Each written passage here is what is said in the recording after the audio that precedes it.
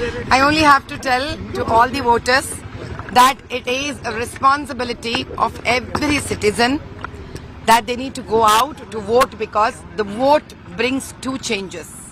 One, a new change and development towards themselves and their families.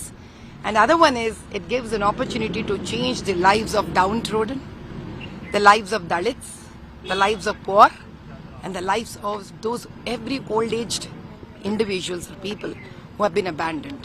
So the vote is the most, I would say, precious social work, along with a selfish desire to move on towards the development. So I would say, you may not have money, but if you have vote, then you have contributed to the nation to go towards Vikasat Bharat.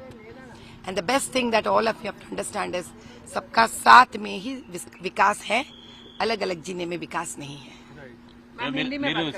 మీరు Hyderabad parliament అభ్యర్థి మల్కాజ్గిరిలో ఓటేసుకుని ఎట్లా feel అవుతున్నారు? మీరు ఓటేసుకోలేకపోయారు. అలా ఎందుకు అనుకోవాలి? ఎందుకు? ఎక్కడ ఉన్నా కూడా నా ఓటుని నేను వినియోగించుకునే ఒక ఆలోచన నాలో ఉండాలి, ఆ బాధ్యత నాలో ఉండాలి. నేను ఇంత దూరం వచ్చి ఓటు వేసి నా కాన్స్టిట్యుయెన్సీకి వెళుతున్నాను అని అంటే, ప్రతి ఒక్క అభ్యర్థి కూడా ఎక్కడ ఉన్నా ఆ ఓటు అక్కడ వేసి వాళ్ళ పనులకు వాళ్ళ బాధ్యతలకు ముందుకు వెళ్ళాలి.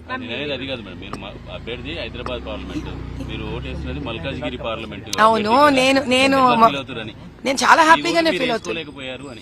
ఎందుకు? ఆడవాళ్ళమయ్యా, పెళ్లిళ్ళి అత్తగారింటికి వెళ్తాము. సో మళ్ళీ పుట్టింటికి ఓటు ఎట్లా వెళ్తున్నా? ఇల్లు ఎందుకుంటుంది అక్కడ? అంటే నేను లేని ఇల్లు తయారు చేసి మోసంగా ఓటు వేయినా? కాదు కదా. ధర్మబద్ధంగా నా అత్తగారి ఇల్లు ఇక్కడ ఉంది, నేను ఇక్కడికి వచ్చాను పెళ్ళయ్యాక, ఇక్కడ నేను ఓటు వేస్తున్నాను.